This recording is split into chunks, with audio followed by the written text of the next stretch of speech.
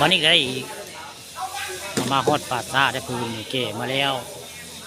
ตอนนี้กำลังเอาลงได้เอาลงมาสี่กองเห็ดเมนโซ่ข้าวอยู่ป่าซาปะคำคานะงานข่าวดังของยายตื้อ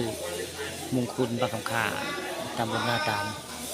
อำเภอเต่างอยใส่รถไทยสีส้มได้เก๋มาคันนึงเลยสมมตินี้ก็ที่ทำพิธีแล้วทำพิธีกองเป็นไม้เย็นลำ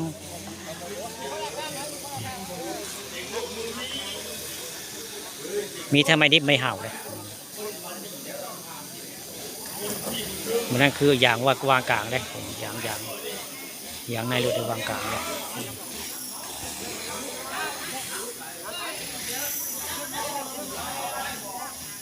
มึงได้ยังมันเด้งไปใส่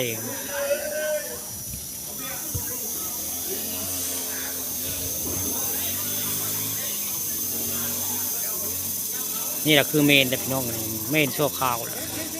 ประเพณีท้องถิ่นของคนอีสานคนของตำบลนาตาลอำเภอแต่โมงเขาจะเห็นแบบนี้แหละนี่เรียกว่าเมนเนี่ยเมนชั่วคราวบ้านอื่นต้องโปรจักแต่ว่าโปรจักแต่บ้านนาตาลคือบ้านพวกตาตำบลนาตาลเห็นแบบนี้พิธีกรรมเจ้าเมนชั่วคราว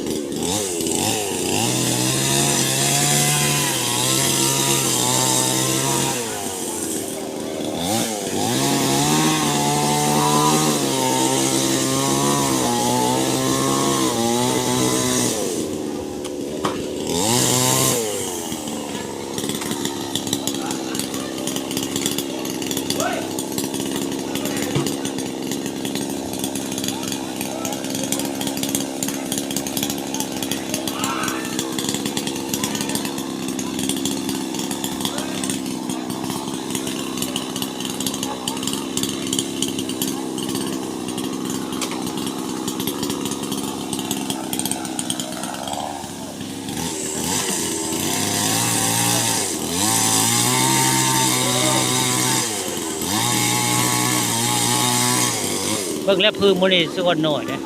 เบิ่งเลยพื้นก่อเจ้าสงสัยแย่บ่พอหมดแล้วพื้นหน่อยมันนี่ตะเก้าพื้นอย่างไรนะมันนี่เบิ่งแล้วพื้นหน่อย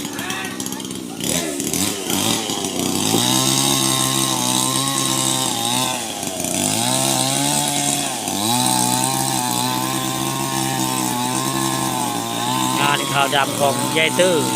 มันนี่เบิ่งพื้นอย่างหน่อยแต่ประเด็นโบราณ